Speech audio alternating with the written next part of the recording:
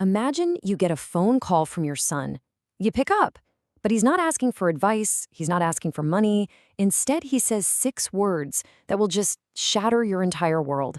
This is the story of that call and the monster who was on the other end of the line.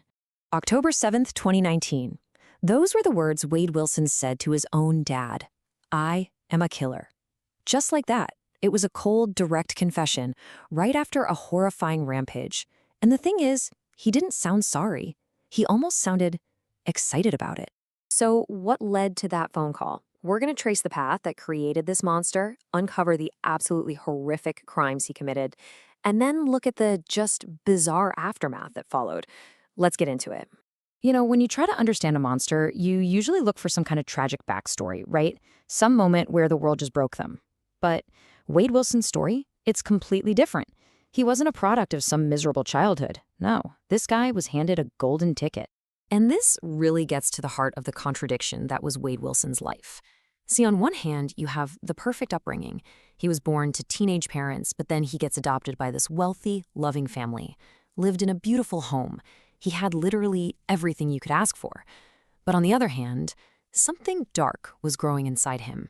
By the time he was in high school, he was already setting fires, doing drugs, and by just 18 years old, he was already facing firearm charges. And look, these weren't just, random acts of a rebellious teenager. No, his crimes were getting worse, and they started to focus on a very specific and terrifying target. This wasn't about stealing stuff. It was about a deep, violent hatred for women, a need to dominate them, to control them, to hurt them. And pretty soon, that hatred was going to turn deadly. Okay, get this. In February 2019, he brutally attacked his girlfriend at the time, Kelly Matthews. He choked her until she passed out, tied her up. And then, what do you think he did? He casually drove to McDonald's to get some food while she was tied up in the back of her own car. And the worst part? He faced almost no legal consequences for it, a complete failure of the system that basically told him he could get away with anything. So with no one stopping him, he was completely unchecked. And the worst, the absolute worst, was still to come. Just 8 months after that McDonald's incident, in October 2019, all that violence inside him finally just exploded into a full-blown 24-hour murder spree. This is how fast it all happened. It's just terrifying. It all starts late one night, October 6th, when he meets a woman named Christine Melton at a bar. By early the next morning, he's strangled her in her own home. Then, just a few hours later, he murders a total stranger, Diane Ruiz. And by that night, he's finally arrested, but only after he calls his dad to confess. Now, his first murder, this was not some crime of passion. It was cold, calculated. He meets 35-year-old Christine Melton. They go back to her place. But Wade Wilson doesn't go to sleep. He stays awake. He watches her. He waits. He waits for that exact moment when she's completely defenseless. And then he got on top of her and strangled her while she slept. The evidence, it showed she fought back for her life. She fought so hard that her own fingernails broke in the struggle. His plan was to just put her body in her car and get rid of it. But something stopped him. A simple biological process. And that process is called rigor mortis. It's what happens after death when the muscles stiffen up, making the body really heavy and hard to move. And as Christine's body started to stiffen, she became too difficult for him to handle. This wasn't a moment of regret for him. It was just a logistical problem. So what did he do? He just gave up, left her body right there on the floor, stole her car keys, stole her phone, and just drove off. In his night of terror, it was far from over. It was just getting started. So now he's driving Christine's stolen car, and just a few hours later, he spots his next victim, Diane Ruiz, a 43-year-old mother of 2. She was just walking to work. That's it.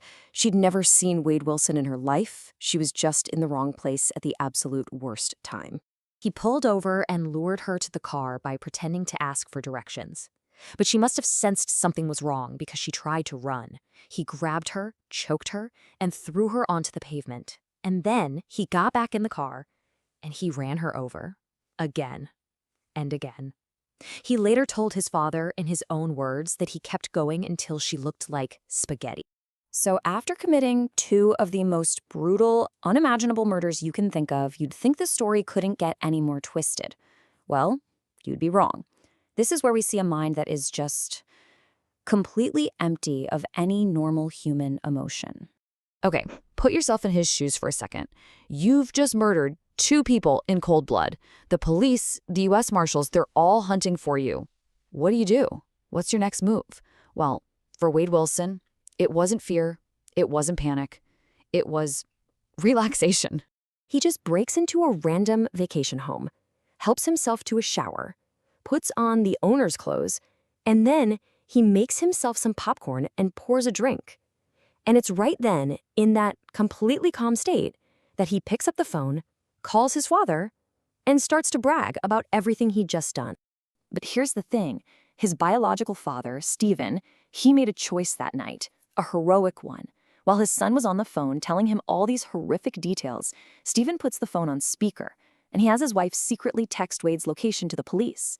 His own father is the one who made sure this monster got caught. But the story doesn't end with him being arrested, oh no.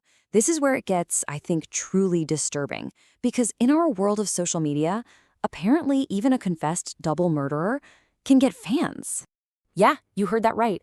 While he's in jail waiting for his trial, this bizarre online fandom starts to pop up.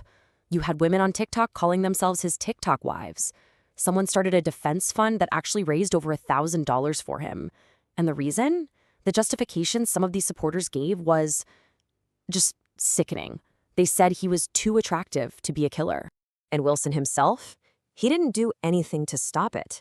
In fact, he leaned right into this monstrous image. He started covering his face with all these offensive tattoos, including swastikas. It's like he wanted to make absolutely sure that when the jury looked at him, all they saw was pure, unapologetic evil. So despite this whole online circus and his ridiculous claims that he was being framed, the case finally went to trial. And there, the facts spoke for themselves. The trial was pretty quick, really.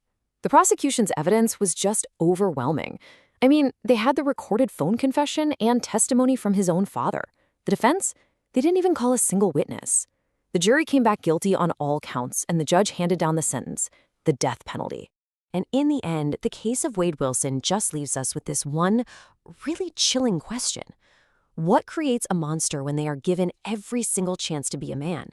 He had love, he had money, he had a second chance at a good life, and none of it mattered. It's a really dark reminder that some monsters aren't made by their circumstances. Sometimes they just